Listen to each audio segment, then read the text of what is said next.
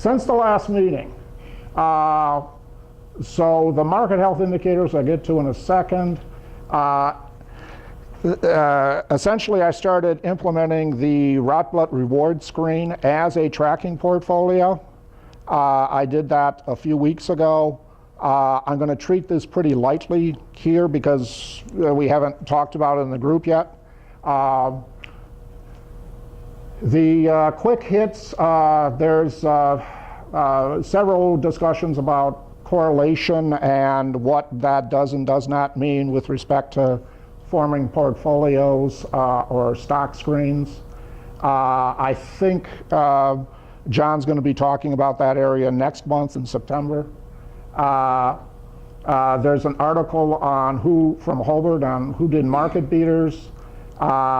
Last month, during the discussion of the various tracking portfolios, there were a number of questions about, well, where can I find this, that, and the other thing?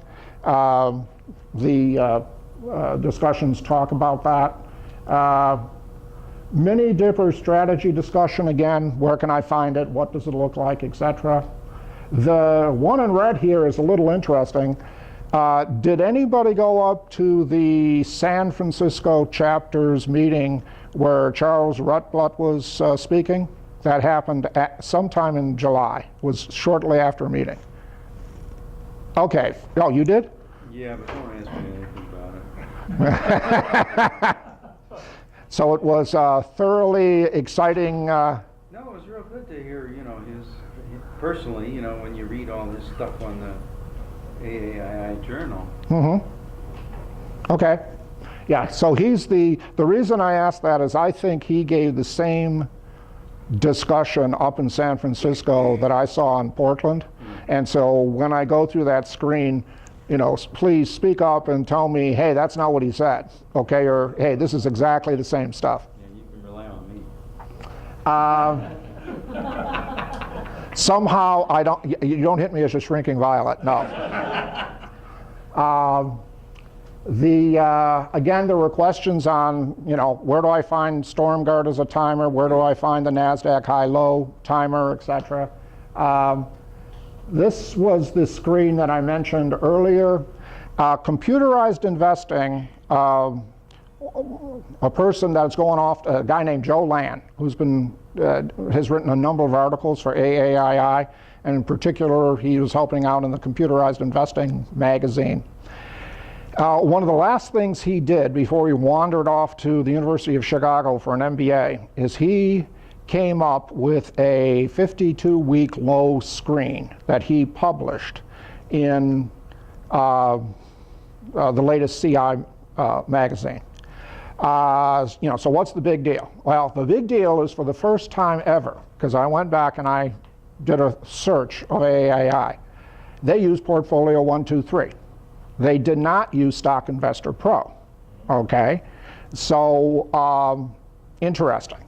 Now, what's two things, and well, it was, I don't mean to be overly critical, but I will be. Number one, they made a mistake in the screen, okay? They made and the reason they didn't catch the bug in the screen, and it's just one of these, all stock screeners, you have to know exactly, what the term does. What does PE mean in this screener, et cetera, right? And they just effectively misinterpreted what a term in the screen is. Unfortunately, what that meant was that virtually no stocks passed the screen until 2010, if you run it in backtesting from 1999 forward, okay? So it's not exactly an overly interesting screen. And the reason they didn't find the bug, because I find bugs this way all the time, right? Oops, I didn't mean that when I put something in a screen. They didn't do any backtesting, okay? So it's one of these things like, well, they're using Portfolio 123. Why didn't they take the next step and do a back test and show you what the results were, okay? And they didn't, okay? And so I wrote what I consider a very nice little email to the Computerized Investing folks, and it's at the bottom of the article for those of you who want to go read it. And I told them what the bug was, and I suggested they do a back test. Amazingly enough, they haven't gotten back to me on that. So, anyway, I did post the results of the screen. It's on CIMI, the board, and this is one of the things that we can talk about in the future. Okay, this is another screen that's kind of queued up. And then the last thing is something that actually comes from Bain Faber's Idea Farm service. He pointed out a site that gives you the CAPE ratio for, I want to say every, but it's really just most of the sites, most of the stocks in the S&P 500. So for those of you who, have ever tried to delve into the wonderful world of CAPE, okay, which is cyclically adjusted PE, and that's sometimes it's known as PE10, meaning you take the PE across the trailing 10 years.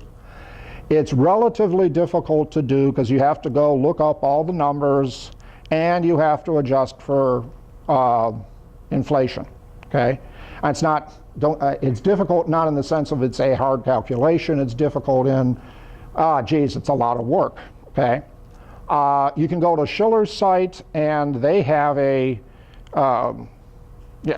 he has general indices all the way back to somewhere in the 1800s. So you can get an idea of what the CAPE is.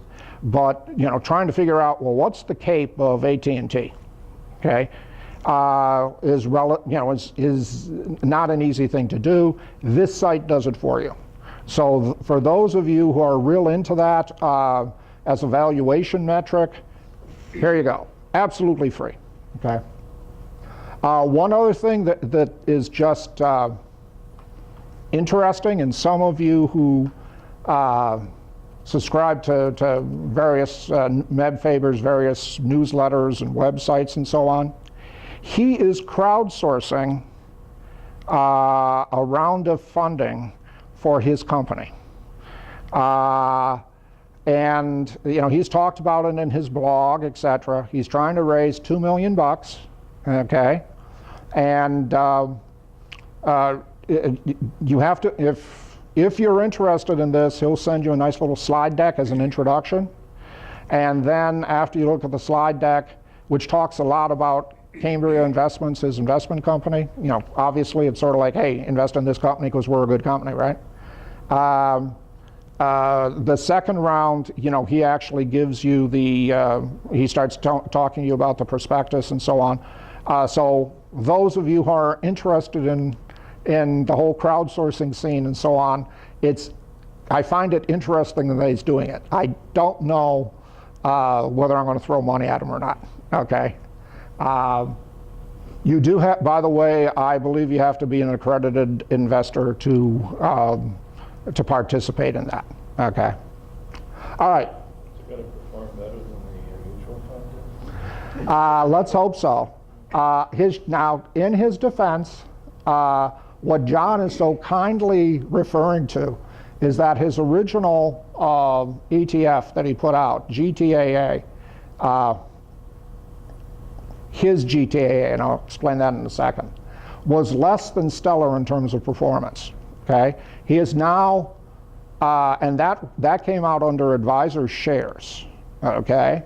And he's now going to come out with GMOM, which is the same thing, only he puts more of a momentum spin on it, and he'll sponsor that out of Cambria, okay? Back to GTAA, be careful. Advisor shares, the day that Faber's GTAA went away, they reused the same ticker for a new ETF, okay? So if you go look up GTAA today, you'll find it, and it's got like a 2 to 3 year history, okay? I don't know how they did that, but they did that, okay? So just weirdness, okay? Okay, next up. Market health indicators, it's pretty boring. You're above the 200-day. Storm guard's on, so you're long. The one area that's getting beat up again is the small caps. Okay, so the new high minus new low timer went off, literally meaning going to cash, back not last Friday, but the Friday before. So that would have been, the 25th of July or whatever, okay? For those of you who follow Delta Investment Management, they've got their timer.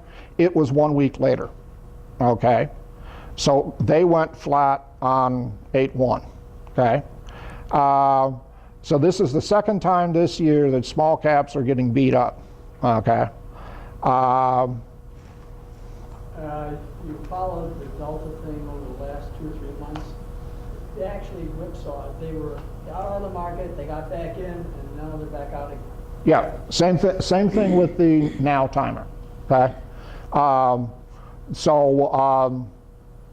This is an indicator that maybe the market's running out of steam because the very large S&P companies are doing well and the rest of the market is starting to bend over in various ways, okay? So, all right, trailing 60-day volatility, it's wonderful, it's at 0.5%. The TED spread, which is just a credit metric, is at 0.21%, 21 basis points, nothing to worry about in the credit markets. Our friends at the Fed, their recession warning is at 36 basis points, and you need 10% to even begin to worry about it.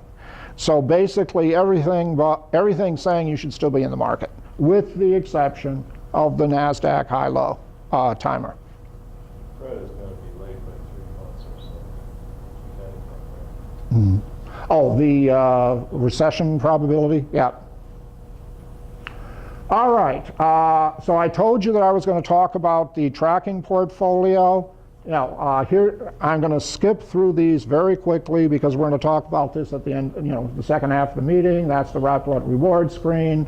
The reason you're interested is it gives you about 22% a year. And here are the 25 stocks in the screen if you're interested in implementing it. And lo and behold, as of Friday, end of day Friday, it was in a race with the S&P 500. It hasn't really gone anywhere. Okay, it's kind of matched the S&P. The dark blue shaded line is the screen. The light blue line is the S&P 500. Okay.